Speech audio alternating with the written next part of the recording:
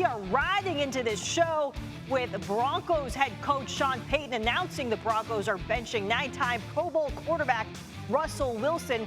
Jarrett Stidham gets the start against the Chargers Sunday. Denver has lost 3 of its last 4 games, and the 35-year-old Wilson has one 300-yard passing game this season. Let's hear more from Sean Payton. Most of you know we made a change at quarterback, and I understand all the speculation and everything that surrounds a move like that. And I can tell you we're desperately trying to win. And sure, in our game today, there are economics and all those other things, but the number one push behind this, and it's a decision I'm making, is to get a spark offensively.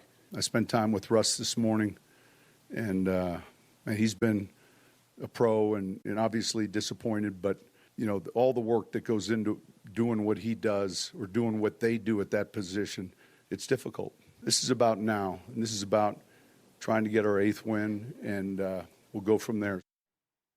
For more on Russell Wilson's benching, we welcome in ESPN senior NFL insider Adam Schefter. Adam, the marriage between Sean Payton and Russell Wilson appears to be all but over, but tell us, how did the circumstances around his contract play into this decision? Well, Michelle, Sean Payton says it's a football decision and they're looking for a spark, and that may be true. But finances also absolutely entered into this decision. There's no way they couldn't have, because essentially, if Russell Wilson is injured and is on the Broncos roster on the 5th day of the league year, he's guaranteed another additional $37 million.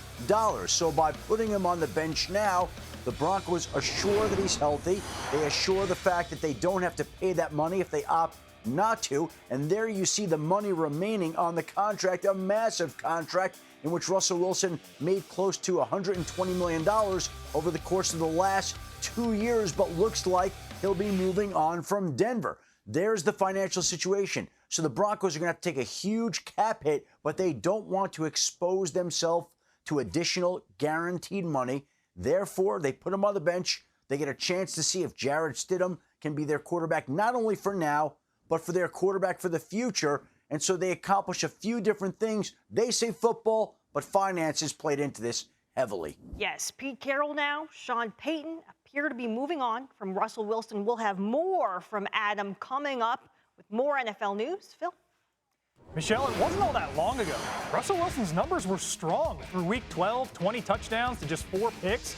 Broncos were 6-5, but in the last 4 games, the wrong kind of danger or dangerous. Denver's 1-3, Wilson's 38 QBR is the lowest amongst QBs to start each of the last 4 weeks. Our GM, Louis Riddick, joining us now on SportsCenter. And Louis, if this is the end of Wilson's time in Denver, how do you project his future in the NFL at large?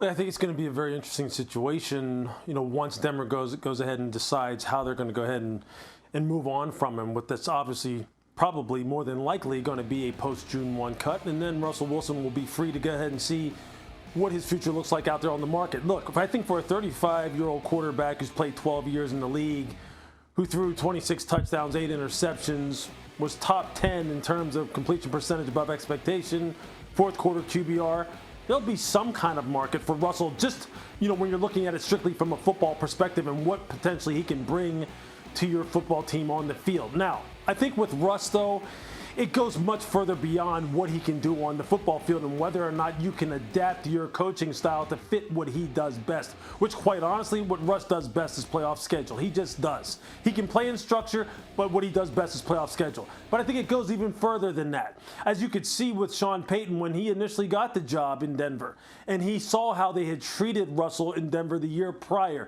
all the different kinds of, things that they did to kind of acquiesce to what Russ's desires were.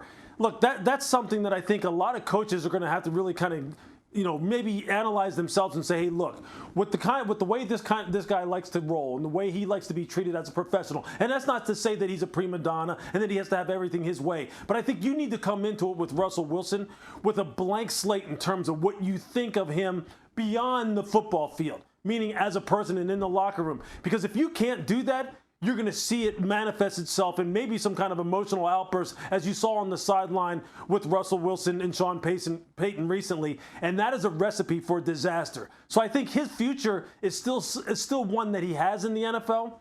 But I think you definitely need to look internally at your own organization and understand and decide whether or not he's someone who fits what you were looking for in a franchise quarterback. And if this is the end of his time in Denver, his tenure ends 11-19 in 30 starts over 2 seasons.